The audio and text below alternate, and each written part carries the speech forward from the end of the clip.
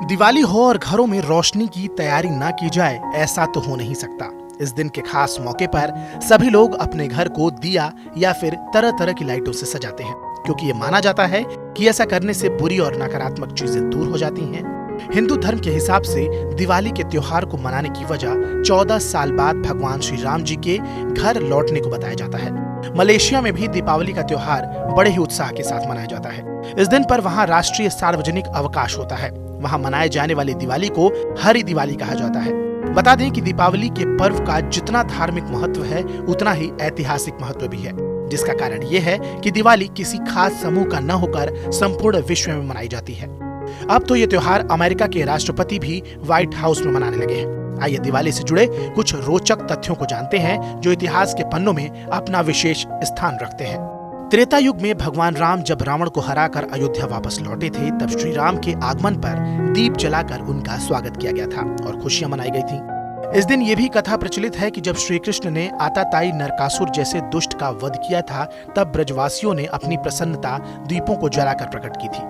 कृष्ण ने अत्याचारी नरकासुर का वध दिवाली के एक दिन पहले चतुर्दशी को किया था और इसी खुशी में अगले दिन अमावस्या को गोकुलवासियों ने दीप जलाकर खुशी मनाई थी। राक्षसों का वध करने के लिए माँ देवी ने महाकाली का रूप धारण किया। राक्षसों का वध करने के बाद जब महाकाली का क्रोध समाप्त हुआ, तो वो शांत हो गईं और उनके शांत रूप को ही हम लक्ष्मी का रूप मानने लगे और तभी से लक्ष्मी जी की पूजा की शुरुआत हुई। इसी रात इनके रौद्रकाली की पूजा का भी विधान है। महाप्रतापी तथा दानवीर राजा बलि ने अपने बाहुबल से तीनों लोकों पर विजय प्राप्त कर ली। तब बलि से भयभीत देवताओं की प्रार्थना पर भगवान विष्णु ने वामन रूप धारण कर प्रतापी राजा बलि से 3 पग पृथ्वी दान के रूप में मांगी। महाप्रतापी राजा बलि ने भगवान विष्णु की चालाकी को समझते हुए भी याचक को निराश नहीं किया और 3 पग पृथ्वी दान में दे दी। विष्णु ने 3 पग में तीनों लोकों को नाप लिया। राजा बलि की दानशीलता से प्रभावित होकर भगवान विष्णु ने उन्हें पाताल लोक का राज्य दे दिया। साथ ही ये भी आश्वासन दिया कि उनकी याद में भूलोकवासी प्रत्येक वर्ष दिवाली मनाएंगे। कार्तिक अमावस्या के दिन सिखों के छठे गुरु हरगोविंद सिंह जी जहांगीर की कैद से मुक्त होकर अमृतसर वापस लौटे थे। अमृतसर के स्वर्ण मंदिर का निर्माण भी दिवाली के दिन ही शुरू हुआ था। 500 ईसा वर्ष पूर्व की मोहनजोदड़ो में सभ्यता के प्राप्त अवशेषों में मिट्टी की एक मूर्ति के अनुसार उस समय भी दिवाली मनाई जाती थी। उस मूर्ति में मातृ देवी के दोनों ओर दीप जलते दिखाई दे रहे हैं। दीन इलाही के प्रवर्तक मुगल सम्राट अकबर के शासन में दौलत खाने के सामने 40 गज ऊंचे बांस पर एक बड़ा आकाश दीप दिवाली के दिन ही लटकाया जाता था। बादशाह जहांगीर भी दिवाली धूमधाम से मनाया करते थे।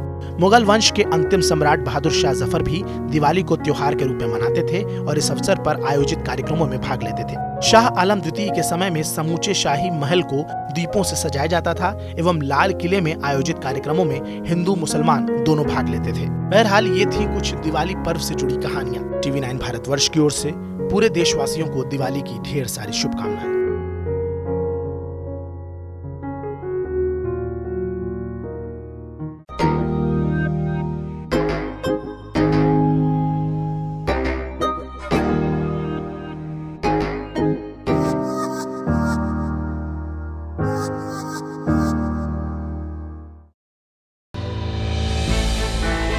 हमने की गलती फिर एक बार, कोरोना ने किया दोबारा प्रहार। मास्क, 2 गज दूरी, करें अपनी सुरक्षा पूरी। कोरोना टीका हम सबको लगाना है, मिलकर साथ समझदारी से कोरोना को हराना है।